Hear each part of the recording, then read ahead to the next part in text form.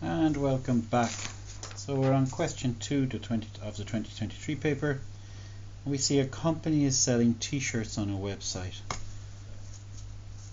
Sometimes when people buy a t-shirt they return it again to get their money back. The diagram below shows the following information for an 8-month period. So S of n, the number of t-shirts sold on the website in month n. So the function is S of n, this dark line, and R of n in the actual diagram it's red, and R of n, the number of t-shirts sold in month n that were returned. So this is the sales value and a much smaller number of return values. Okay, so we're still reading and we haven't even got to a question yet. Use the information in the diagram to answer the following questions. How many t-shirts were sold in month 1? Okay, so the input is one on the input axis 1, and we're getting an output from there, which is wrong. How many were sold? So I want to go to the right graph. So the answer is 300. You see how I nearly made a mistake there myself. 300 t-shirts were sold in month 1. How many t-shirts were returned in month 2? So in month 2 there was 50 t-shirts returned. Let's see where the question goes from there, and then we look at the marking scheme in a bit to see how we did. Okay, which month had the greatest increase in the number of t-shirts sold? Okay, so we're looking for a steep jump between months in the sold, and then I'm thinking myself, am I going to say, so the increase happened in month 7. Which month had the greatest increase in the number of t-shirts sold compared to the previous month? Answer, month 7.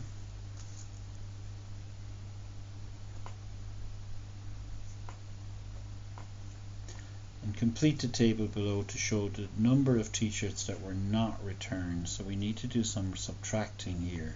So in month 1 there was 300, take away 50, 250.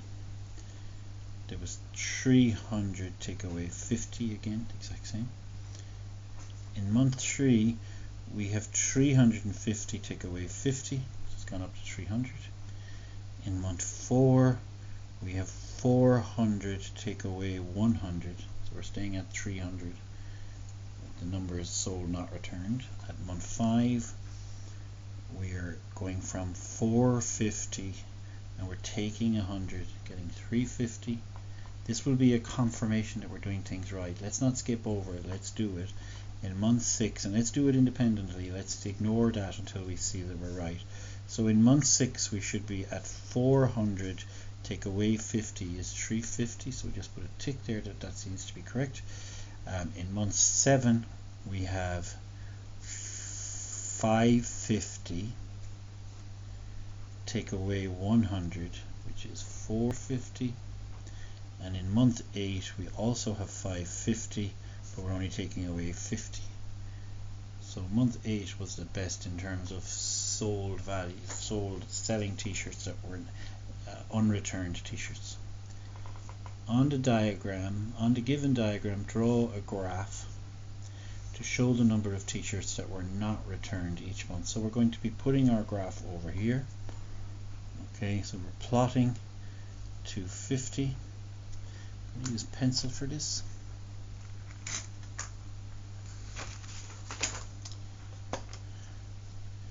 So we're going to be, because it's just using pencil, it means that you can correct errors if you make them. Have a rubber at hand as well there. Okay, so we're staying at 250, going to 300, staying at 300, going on up to 350, staying at 350, going to 450, staying at 350, jumping up 100 now, that's quite a big jump, and going from 450 to 500.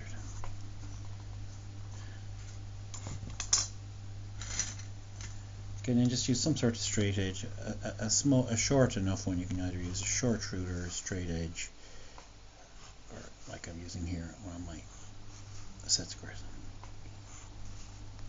Just the fact it's short just means you can rotate it quite quickly compared to having a full length ruler in here. Okay, just say that that's done. And which month has the greatest percentage increase in the number of t-shirts sold compared to the previous month? Okay, we're going to have to break this down. Which month had the greatest percentage increase? So we're compared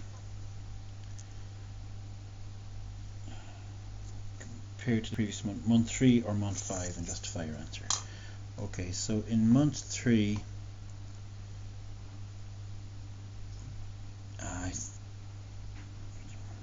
greatest percentage increase in number of teachers sold compared to the previous month, month 3 or month 5. Okay, so what we're having is we're having an increase of 50. Let's work them both out. So we have 50 over 300 for month 3 times 100, yes, but that's not that important because we're only comparing.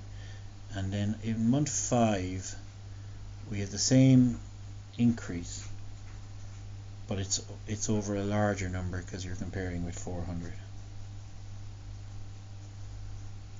So clearly it's month 3.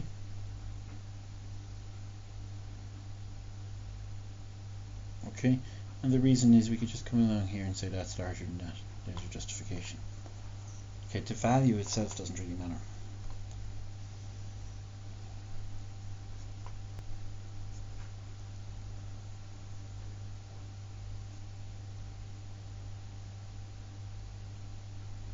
Yeah, leave it at that. Okay, we're just going to look at the marking scheme, make sure we're on the right track, and then we'll go from there.